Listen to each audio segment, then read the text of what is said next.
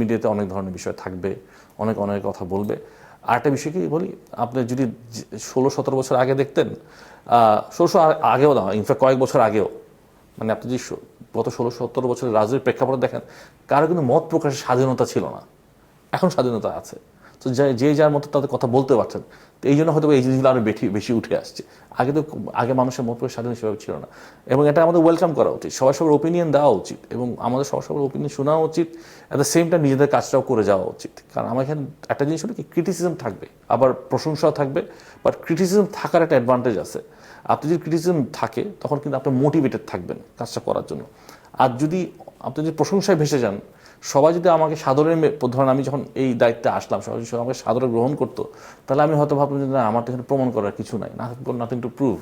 আমি এখন খুব কমফোর্টেবল, আমি এখন কিছুদিন বোর্ডে থাকবো, তারপরে আমি আমার মতো করে কাজ করবো অথবা কাজ করবো না, এরকম একটা চিন্তা আমি করতেই পারতাম। বাট যেহেতু ক্রিটিসিজম আছে, আমাদের একটা মোটিভেশনও কাজ করে না, আমাকে নিজেকে প্রমাণ করতে হবে।